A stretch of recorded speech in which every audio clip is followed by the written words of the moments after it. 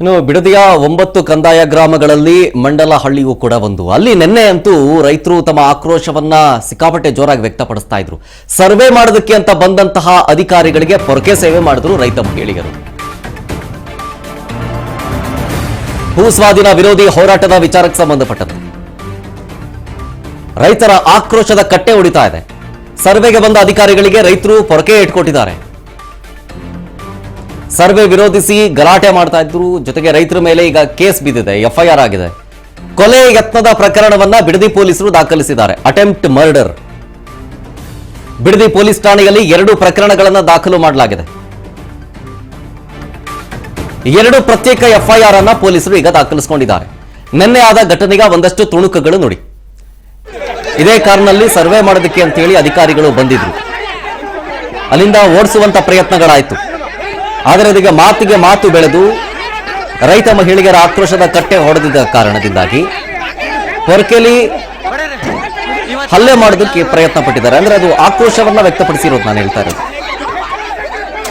ನೋಡಿ, ಅಲ್ಲಿ ಆಕ್ರೋಶ ಹೊರಹಾಕೋದರ ಜೊತೆಗೆ 1-2-3 ಜನ ಯಾರೋ ಕಲ್ಲು ಹೊಡೆದಿದ್ದಾರೆ ಗಾಡಿಗೆ. ಮುಂದ್ಗಡೆ ಒಂದು ಗಾಜು ಪುಡಿ ಪುಡಿ ಆಗಿದೆ, ಹಿಂದ್ಗಡೆ ಅಂತೂ ಫುಲ್ಲು ಜಖಮ್ ಆಗೋಗಿದೆ ಆ ಗ್ಲಾಸ್ ಎಲ್ಲ. ಸೊ ಹಾಗಾಗಿ ಈಗ ಬಿಡದಿ ಪೊಲೀಸ್ ಠಾಣೆಯಲ್ಲಿ 2 ಪ್ರತ್ಯೇಕ ಎಫ್ಐಆರ್ ಆಗಿದೆ. ಜೊತೆಗೆ ಅಟೆಂಪ್ಟ್ ಮರ್ಡರ್ ಕೇಸ್ ಆಗಿದೆ. ಅಟೆಂಪ್ಟ್ ಮರ್ಡರ್ ಕೇಸ್ನಲ್ಲಿ ಎಫ್ಐಆರ್ ಕೂಡ ಆಗಿದೆ.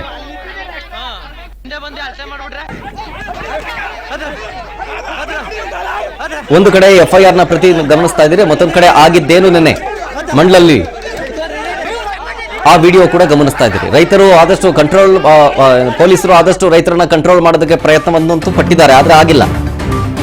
ಈಗ ಎಫ್ಐಆರ್ ದಾಖಲಾಗಿರುವುದು ಕಾರು ಚಾಲಕ ಮೊಹಮ್ಮದ್ ಸಮೀರ್ ಕೊಟ್ಟ ಕಂಪ್ಲೇಂಟ್ ಮೇರೆಗೆ.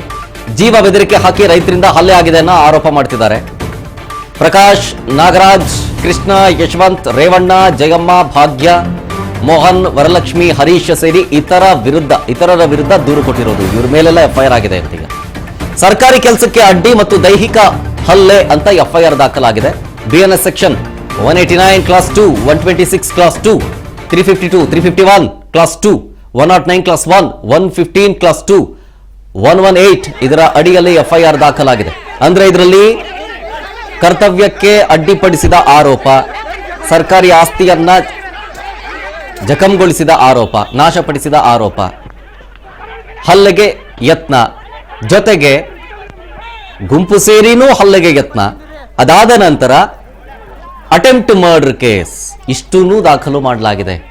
2 ಪ್ರತ್ಯೇಕ. ಅದರಲ್ಲೂ ಆ ಗೌರ್ಮೆಂಟ್ ವೆಹಿಕಲ್ನ ಡ್ರೈವರ್ ಕೊಟ್ಟಿರೋ ಕಂಪ್ಲೇಂಟ್ ಮೇರೆಗೆ ಈಗ 2 ಪ್ರಕರಣಗಳು ದಾಖಲಾಗಿದೆ ಪ್ರತ್ಯೇಕವಾಗಿ.